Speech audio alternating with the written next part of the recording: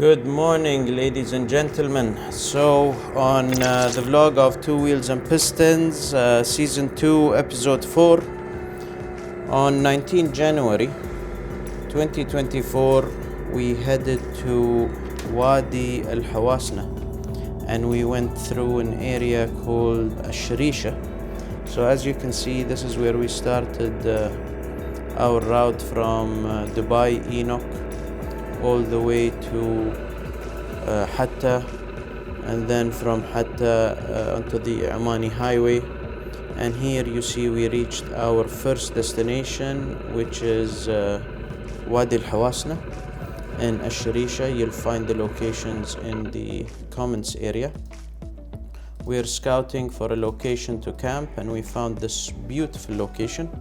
It was very quiet, so it's actually my first experience on moto camping, so I was learning a lot from my friends Isa and Hussein. You see here Hussein's tent broke, so we used some zip tie to lock it in.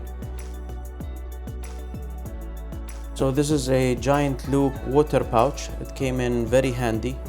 We used it for making our tea, drinking, washing our faces. I will put you a link for this product also.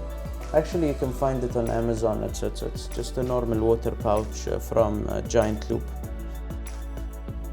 Luckily, in that location, we found a big log down in it's Wadi Al Hawasnah in the Sharisha location beside the Masjid Al Janoor. I'll put all the locations in the comment section. Hussein and Isa carried the log from the Wadi all the way here. I was cheering them. They did not let me help, being the first timer coming on this adventure with them. Over here we used one of my friend's companies. It's a startup actually. It's called Epic Works, and they have ready to eat meals, but it's not frozen, it's air frozen. I think it's air frozen meals. Tastes very good, and all that you have to do is just add water. I highly recommend it. I'll send you the link for this company also, and it saves you the hassle of carrying ingredients and saves you the hassle of thinking where to store the food so it doesn't get damaged if you carry fish or meat or chicken. It's already pre-cooked and dehydrated, so just by adding water you get a nice tasty meal. So I like the part here when I asked him, okay, what compared about to real food? Comparing it to real food, and then he said it is real food. It is real food. Right here you can see me trying to leave my tent really fast because Hussein started telling us that his French press coffee is ready, and I was expecting to have Nescafe, but no, the gentleman has brought with him his French press coffee machine. So I was going really fast to him. So as you can see over here, he's pressing on the French press and the coffee is being brewed, and he's showing me the crema that's developing on the top. So we started gathering up all our gears, going to our next destination. Hussein Muthannaz on the black Ducati, and Isa Sharafi is on the white Ducati. And as you can see, they are very light travelers compared to me. I was a newbie. I did not know what to carry, and I just carried a lot of heavy weight, which really disturbed my convenience of travel, which really did not help either in the riding or loading and offloading and trying to get onto different destinations. It made it difficult for me, so always try to travel light. A lot of the things I did not use, and Hussein honestly told me, Harith, just take with you what you will use. Do not take anything that you're not going to use. And not having the experience of reusing stuff and being a minimalist, it really made it hard for me.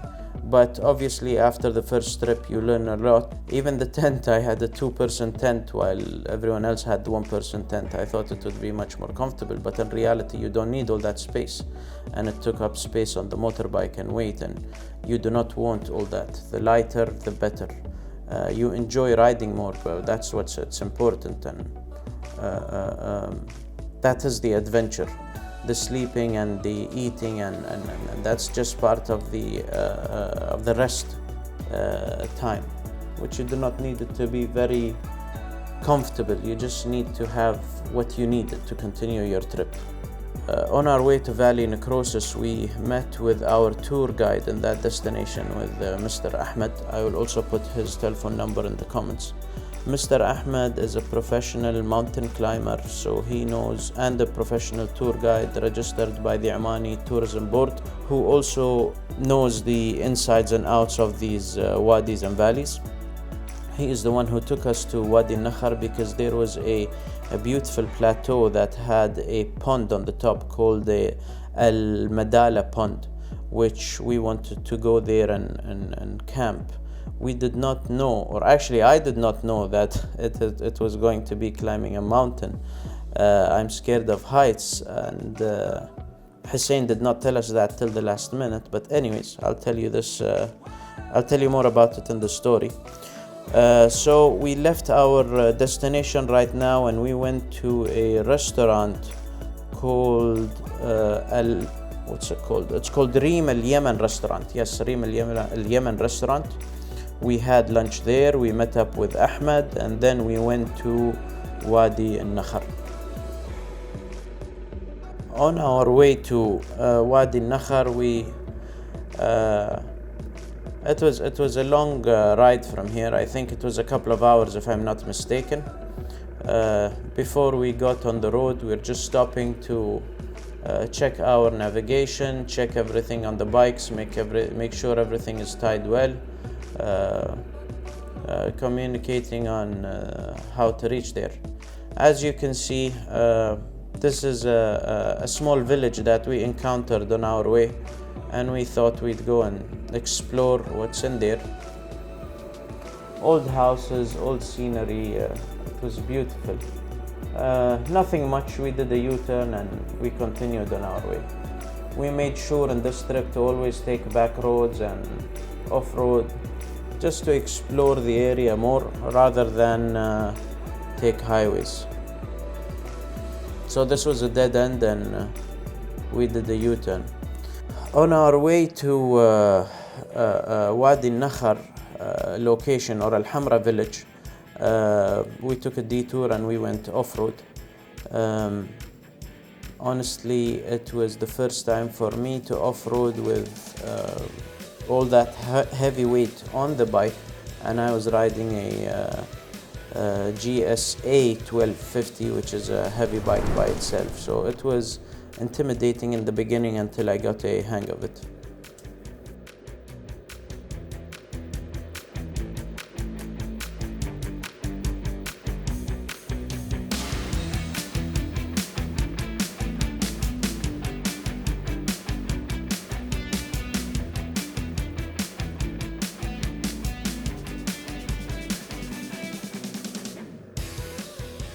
So to me, climbing up on fantastic roads like this is not a problem, but my nemesis is always going downhill. And thank God for the BMW. It has front-back brake integration, which makes it easier to control front and back brake just by applying the front brakes. I had the Motaz, I think they are called GPS tires on, which also helped amazingly in traction, and it was a very comfortable downhill for me. Usually downhills scare me.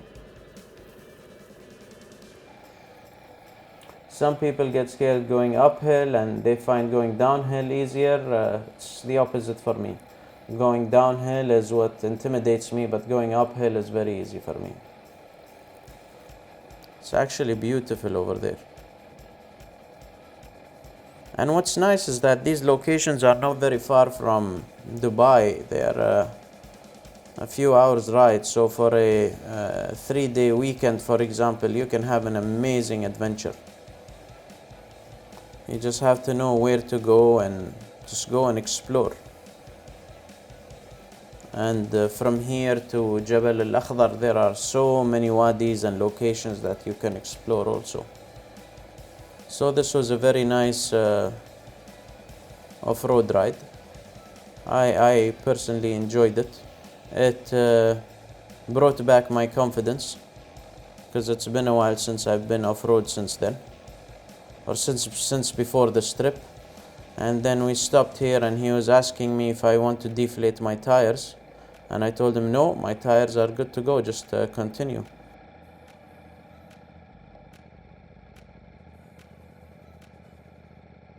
Honestly, with the heavy weight that I have, he might have thought that I really needed to deflate for friction.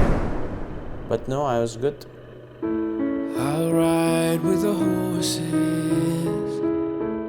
I'll swim through the sea, I'll climb to the mountain tops, won't you come follow me? I'll take time to notice all that I see, and after I've come so far, you know where I'll be. I'll fly away, fly away, fly away, fly away home. I'll fly away, fly away, fly away, fly away home. So I can't emphasize enough how important is being light on these trips. Yes, you can compensate that by being an excellent rider, but still, the lighter you are, the more you can enjoy your bike, the more you can control your bike, the better. And enjoying the trip becomes much more enjoyable by having lighter gear than heavier gear. Even lighter bike, to be honest. Don't get me wrong, the GSA 1250 is an amazing bike. But with my limited riding capabilities, there were some places I could not take it because it's a heavy bike. And if it was a lighter bike, I might have been able to reach there. Yes, a more experienced rider might have taken the bike there, but I'm here to enjoy. I want to reach those destinations. And further down, I'll tell you more where I was stuck. So here we reach the road, re-navigating to the restaurant, Reem Al Yemen restaurant, where we're going to be meeting our guide Ahmed. So we're having lunch there, and then we're going to Wadi Nakhar. Oh, I forgot this part. So we stopped on the way into this grocery to buy some supplies, and then we stopped in one of the wadis to have a coffee break, and then to continue our ride. The weather was nice, so the coffee was the right drink to have. It wasn't so hot, and we needed that caffeine burst to make us reach Reem Al Yemen restaurant.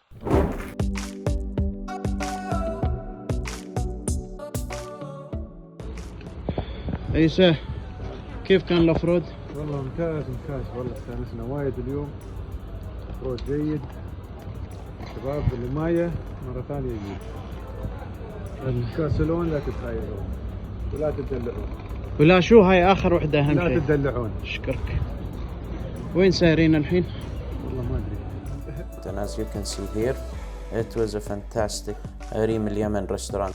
In Wadi Nakhar, if I can explain to you Wadi Nakhar or Necrosis valley, it starts off as a valley, and it was very populated or tourist destination, so we had a lot of cars coming in and going out, and the terrain was not very steep, but it was steep, being a valley in the back of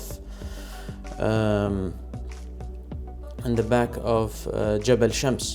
So because it was behind Jabal Shams, so all the rain that poured on Jabal Shams comes through these valleys. And this specific valley, at the end of it, there was Al Nakhar tourist hotel. So that's not really a hotel. I would call it a village, a touristic village that you can go and rent a small room. Reaching there by motorbike was not easy for me on the GSA because I needed to keep momentum, and due to the oncoming traffic, keeping momentum was very hard. And then I reached a point where I either had to ride down all the way and come back again and keep on riding. I did not know what to expect. Plus, we needed to reach our destination before sunset to camp, and the guide was behind me in his Nissan Patrol, and he advised me. He said, "Harith, we still have to reach all the way to the end of the valley, and then we have to start climbing the mountain." I told him, "Ahmed, no one told us anything about climbing a mountain." And then he said, "Yes, there is a mountain, so I recommend you just park your bike here and you jump with me in the car." So we emptied all the heavy weight from the bike, and I still tried to take the bike up the trail, but the pebbles were too soft and I needed momentum. I could not start from still. The only way was back from here. So we parked the bike on the side, and he put his tent as a diversion, as if someone is camping beside the bike, and then we just continued down the trail. هني أبعد مكان وصلت عبلوه، وهذه الخيمة تمويه، ونحن الحين ويا This is Abu Khalil, Mr. Ahmed. I will put his contacts also. Honestly, there were some places where it was very slippery, and the bike kept on spinning under me. And when I say spinning, I mean spinning 360. I'm going in one direction, and then it does a full turn around myself, and I'm facing the same direction again. It was very slippery and wet due to the rain before we reached.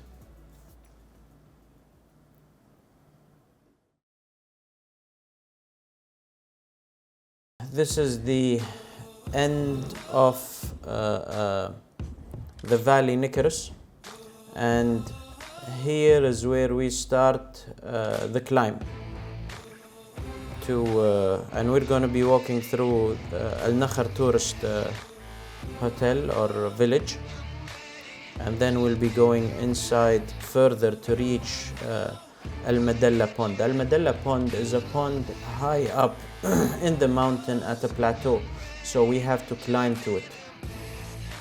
And honestly, Hussein did not give us a heads up of the type of adventure.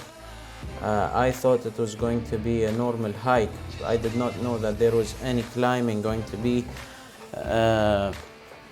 I'm scared of heights, so this is something they only knew when we were climbing the mountain.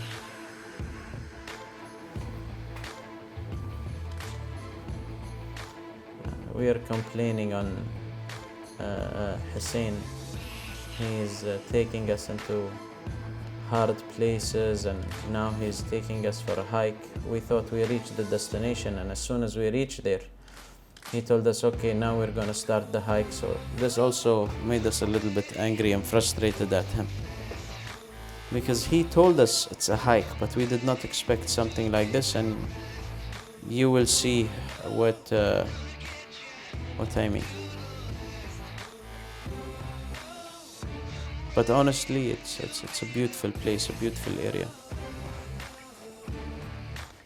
I've never seen anything like that in my life, so it was a first-time experience. So this is when we started knowing that it's going to be challenging when we started climbing up mountain actually.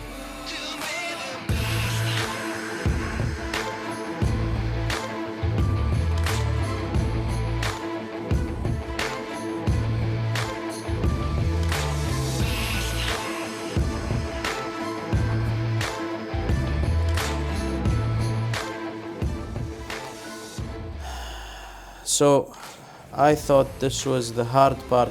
Little did I know that this is the easy part. Now, as you can see, if you look at my friends and myself, you will see me carrying my stuff. I had a lot of stuff on my back. I had a lot of stuff in my red bag.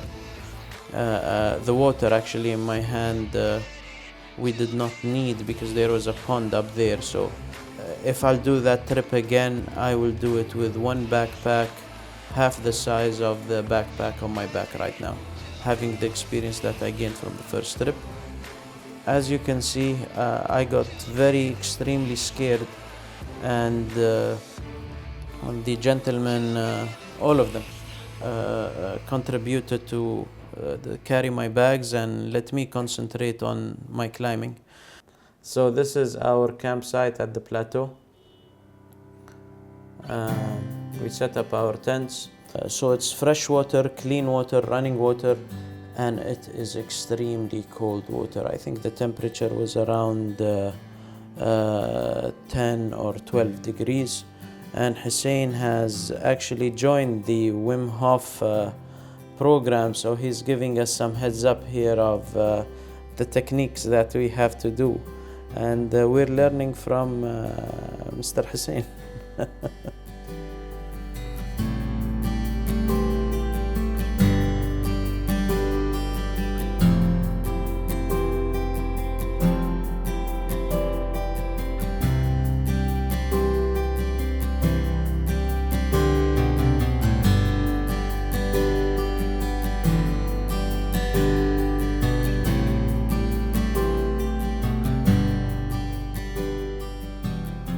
Too cold, too cold.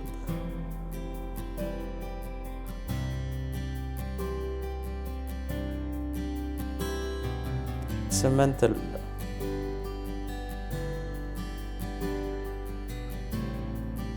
It's a mental fight. Once you get over it, it becomes easier.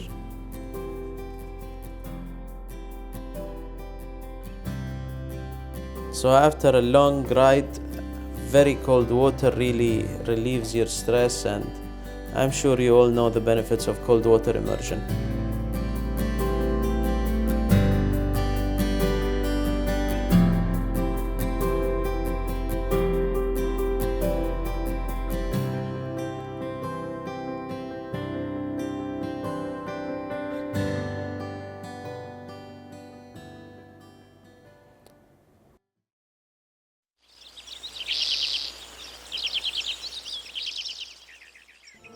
Morning coffee, French press again.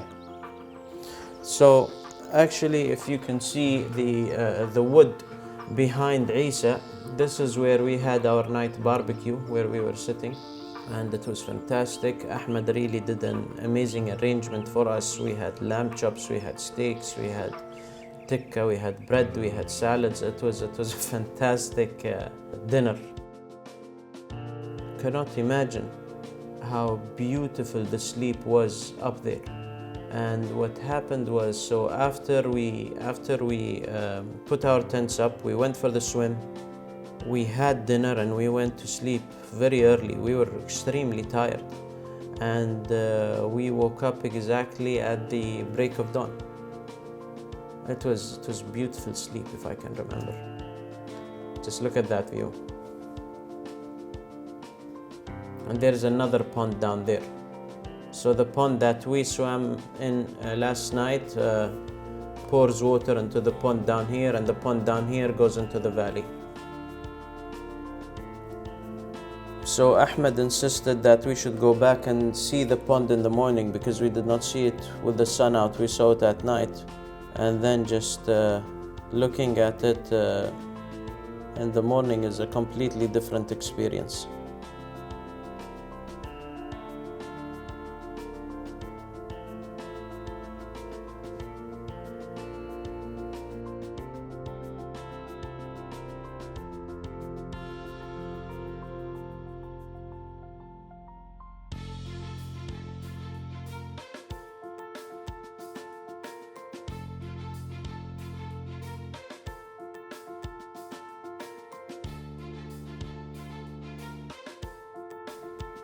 So we decided to take some photographs for the memory, something to remember.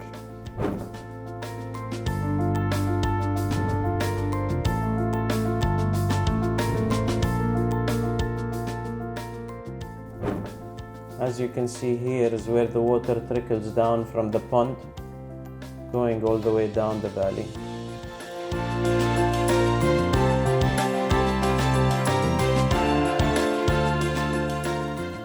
I was just recovering from torn ligaments in my foot, so I was making sure to choose my steps correctly. I did not want to injure myself again.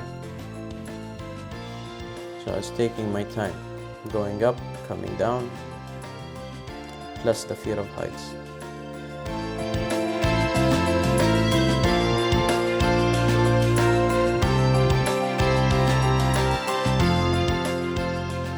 So thanks again to my friends and Ahmed for carrying my belongings and let me concentrate on my walking.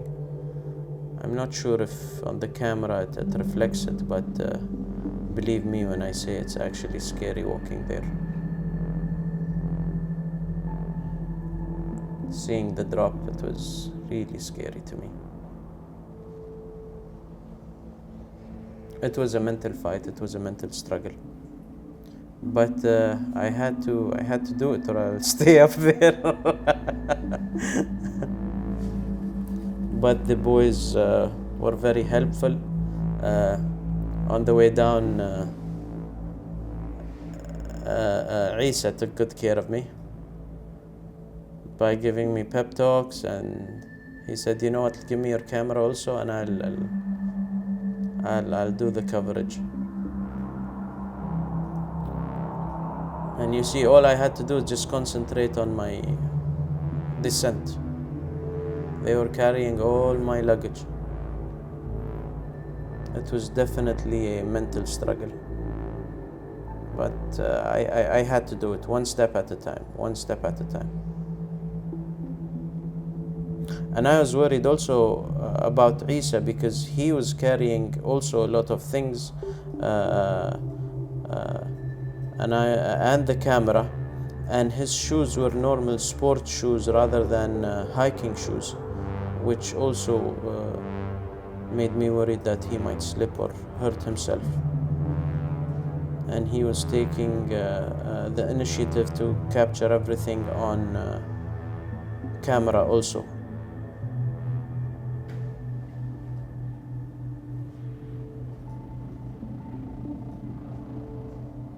But he told me he's done things like that before, so he was very comfortable with it.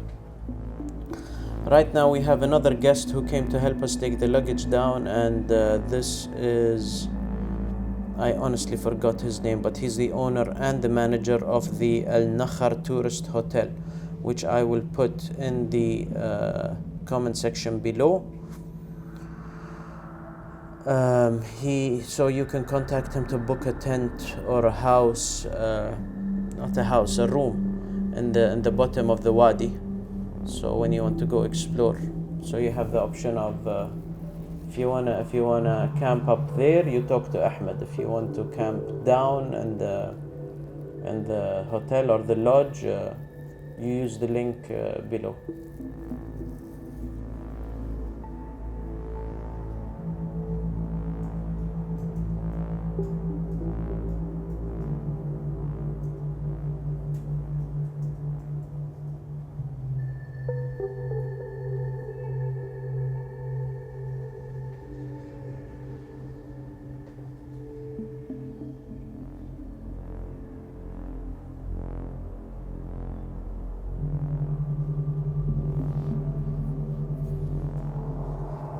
Going on trips like that really reset your mind. They really give you perspective of life in general, and getting connected with the nature.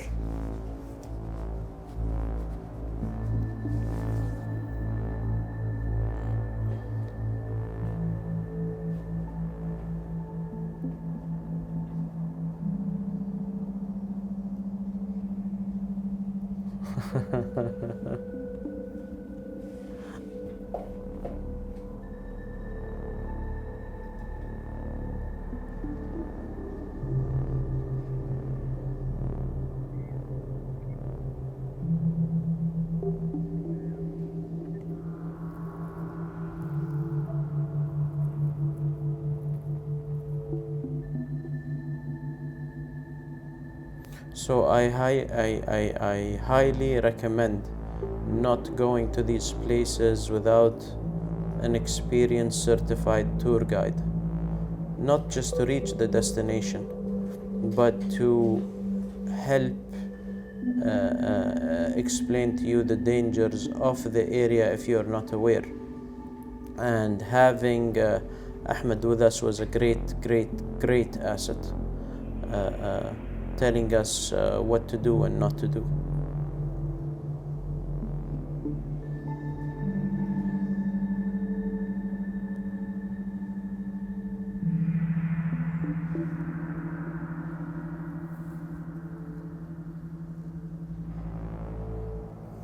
So we're almost reaching the,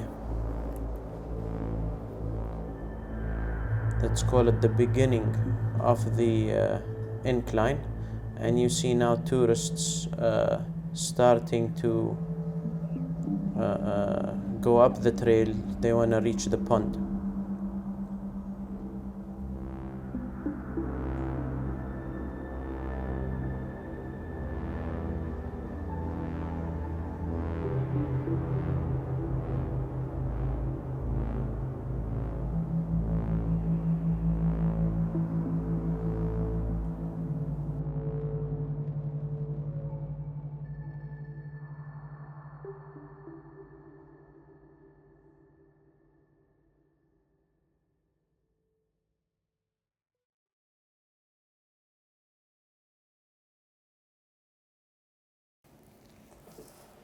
After that, the hotel manager invited us for breakfast in his house, or actually in his hotel. Traditional Omani breakfast.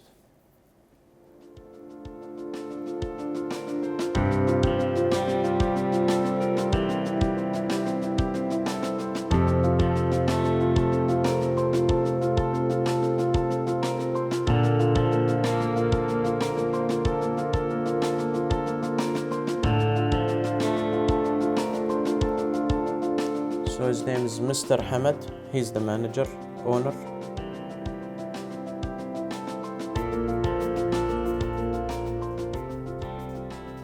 So I left the guys going back to pick up my bike, and they are wrapping up over here. As you can see, they have some tents and they have some houses that you can rent.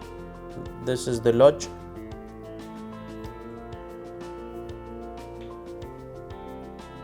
And here we're going back to my motorbike.